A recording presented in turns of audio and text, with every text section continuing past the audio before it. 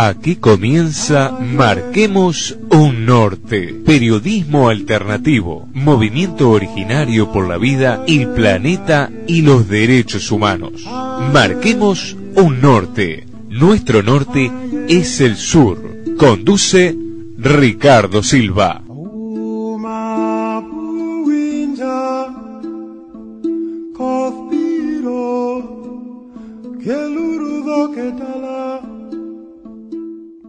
Muy buenas noches para todos. Aquí estamos nuevamente para invitarlos a que marquemos un norte con la referencia que nuestro norte es el sur, dando visibilidad y agigantando las voces de las organizaciones sociales.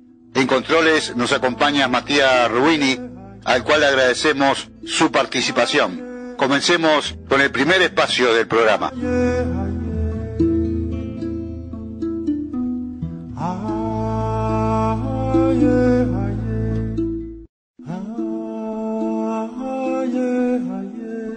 Pachamama, en defensa de nuestra madre tierra, de la cual somos parte.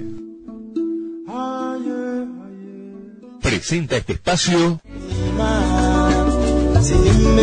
Vivero Pachamama, donde la flora nativa y las plantas medicinales se les da el amor que se merecen. Por nuestra identidad, Vivero Pachamama, Yanatacio, kilómetro 30200, teléfono 2698-4689.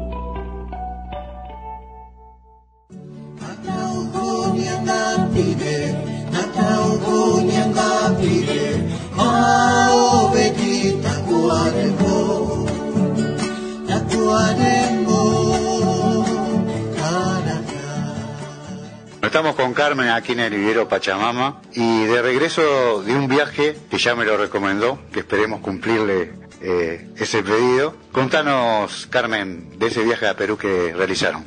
Bueno, en primer lugar, buenas tardes o buenas noches, mejor dicho, a toda tu audiencia. Gracias por la entrevista, Ricardo. Y sí lo recomiendo, se lo recomendé a Ricardo y se lo voy a recomendar a todo el que pueda hacer ese viaje a Cusco, Perú.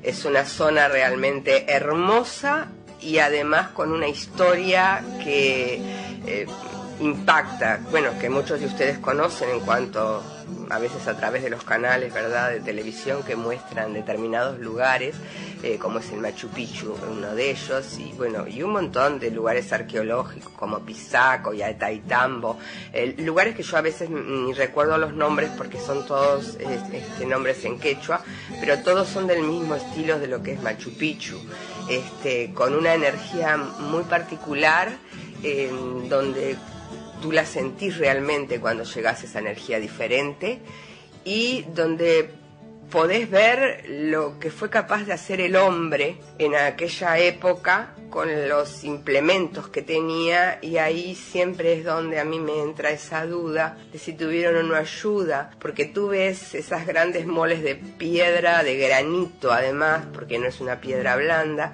cortadas en una forma simétrica perfecta, sin una hendidura, sin nada, entre piedra y piedra no cabe una hojita de papel, las piedras de repente pesan 10 toneladas, ¿con qué las subieron arriba de la otra? Porque abajo hay una de 10, pero arriba hay otra de 10, entonces te preguntas todo eso, y bueno, todo ese tema místico realmente a mí siempre me atrapó, y fue uno de mis sueños grandes poder llegar a Machu Picchu y verlo personalmente. Y realmente encontré eso que buscaba, que era una energía diferente, la encontré allí. He ido a otros lados donde nos han hablado de que hay centros energéticos, no me ha pasado, pero sí me pasó en Machu Picchu.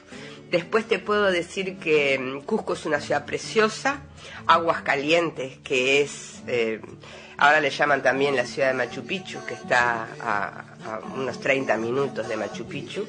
Es un lugar divino también, con unas piscinas termales naturales, y una vegetación tropical excepcional. Y después te voy a hablar del peruano, que es una persona muy gentil, muy amable, muy sumiso. Yo lo comparaba con nosotros, o a veces con los argentinos, y es una gente muy amable, muy sumisa, siempre dispuesta a ayudarte, a guiarte, no sé, encantador realmente el peruano. Tienen un país hermoso y bueno, y tienen una historia impresionante que lamentablemente nosotros no tenemos, porque nuestra historia empieza con el descubrimiento de América. Ahí se terminó, mejor dicho, nuestra historia y empezó la historia nueva, ¿no? Y nos quedamos sin nuestra historia anterior. Ellos,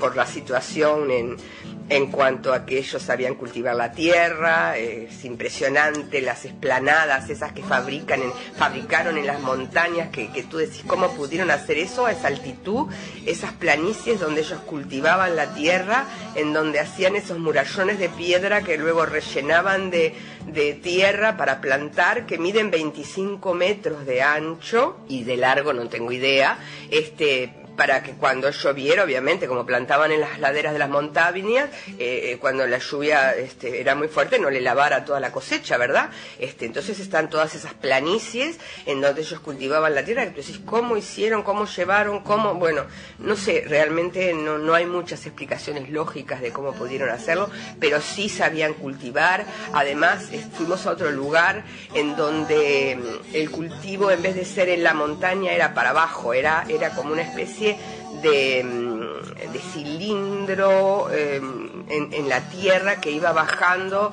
en diferentes capas. Entonces ellos habían aprendido que cuanto más hondo estaba plantada la planta, más abajo estaban plantadas las plantas, el calor era mayor. Entonces eran todo planicies en círculos, como si fuera una espiral, vamos a decir, hecho todo de esas especies de veredas gigantescas donde ellos plantaban, ¿no?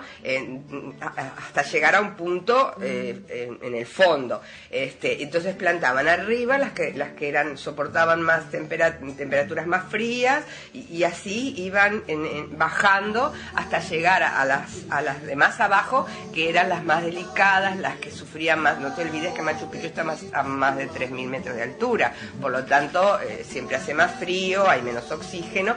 O sea, ellos tenían una capacidad intelectual, creo que bastante superior a la que tuvo nuestros antepasados charrúas, en ese sentido, que vivieron de la caza y de la pesca, eran recolectores, más allá que los admiro de todos modos, pero no teníamos escritura, no teníamos oro, no teníamos plata, por lo tanto no les servíamos de nada a los españoles.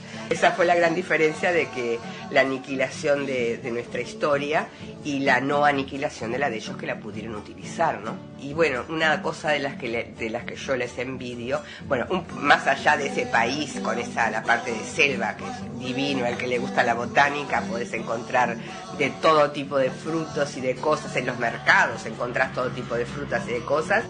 Además de eso, que me gustan las plantas, que les envidio un poco eso, es la parte de tener una historia, tan lejana, ¿no? Que venga de sus ancestros, de toda la parte. Y con tantas interrogantes, ¿no? Exactamente, Ricardo, porque yo te puedo asegurar que siempre lo pensé y ahora para mí lo comprobé, eso no lo pudo hacer el Inca en aquella época con los implementos que tenía, porque tú ves esas piedras que, perdonen lo que voy a decir, pero es como si cortaras un queso con una cuchilla.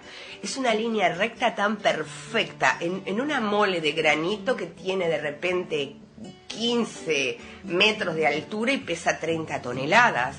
Entonces yo creo que ni siquiera hoy en día con un amolador o no sé con qué, con un láser tal vez, se pudiera cortar algo así, en esa forma. Yo en las filmaciones que hice, filmé las líneas, porque era como que pusieras una regla y hicieras con un lápiz así, exactamente igual, la perfección que tienen. Entonces tú decís, ¿cómo pudo aquel Inca en aquellos años hacer eso? Y bueno, eso sigue siendo una interrogante, y va a quedar en la mente de cada uno pensar si pudo hacerlo el Inca o si tuvo ayuda de algún otro lado, ¿no? Lo que son las plantas de ahí de Perú. Bueno, en cuanto a las plantas de Perú, en cuanto a frutales, es maravilloso las variedades que tienen por el clima de la parte selvática, ¿verdad? Hay de todo tipo de plantas, de frutales tropicales. En los mercados de abasto que fuimos, es unas variedades que yo no conocía, además, muchísimas que yo no conocía, también las que yo conocía, pero muchas de las que no. Y tuvimos la suerte cuando fuimos a Lima, estuvimos 9 días en Cusco y 5 en Lima. Y en Lima fuimos a los mercados de abasto también, a ver lo que podíamos conseguir en frutas diferentes. Y hay 2 jardines botánicos que pertenecen al Ministerio de Salud Pública, allá. Son unos lugares muy restringidos donde tú tenés que pedir una cita con anterioridad para que te reciba el ingeniero agrónomo encargado y te hace la visita es guiada, no es como nuestro jardín botánico que es una entrada libre a toda hora, no. Allí tú llegas y es una gran manzana que tú la miras de afuera y decís, no, esto no es un jardín botánico, esto es una fortaleza, con inclusive te digo guardias de seguridad fuera, en donde tú tienes que hacer un trámite, dejar tu cédula, etcétera, etcétera, te toman todos tus datos, te toman el número de la cámara que llevas, todos cuando entras. Luego que te abren esas grandes puertas de esa gran fortaleza, cuando pasas ahí encontrás el inmenso jardín botánico y ahí nos estaba esperando. Bueno, si bien precisás una cita previa, en el caso nuestro fuimos, explicamos que éramos uruguayos y que no teníamos tiempo porque nos íbamos justamente al otro día. El ingeniero Jesús Amaro, creo que es el nombre, no me acuerdo, Jesús es el nombre, me acuerdo bien el apellido, que era el encargado de la zona de medicinales, que era lo que a mí me interesaba de ese jardín botánico, accedió a darnos una visita guiada solamente a nosotros 2, y bueno, fue impresionante las plantas medicinales, muchas que yo conozco y otras que yo no conocía porque vienen de la selva, son plantas medicinales selváticas que realmente me quedé admirada, maravillada, asombrada y deseosa de poder traérmelas, pero bueno, viste cómo es esto. De todos modos, quedamos con un buen vínculo con este ingeniero agrónomo y en hacer un intercambio a través de correo de semillas de plantas nativas medicinales. O sea, nosotros dentro de nuestra flora nativa tenemos ornamentales, tenemos frutales y tenemos medicinales.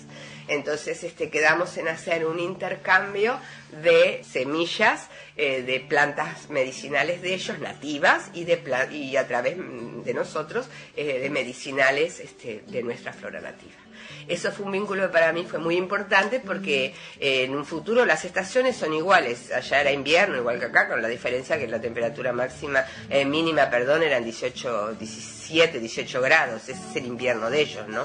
Pero de todos modos la época de semilla es en otoño igual que acá. O sea que hasta marzo quedamos de comunicarnos a través de mail en marzo para ver si podíamos hacer que es cuando semillan, se puede hacer colecta de semillas, de hacer un intercambio, de mandar para allá medicinales nativas nuestras y bueno, y de recibir algo de las medicinales nativas de ellos.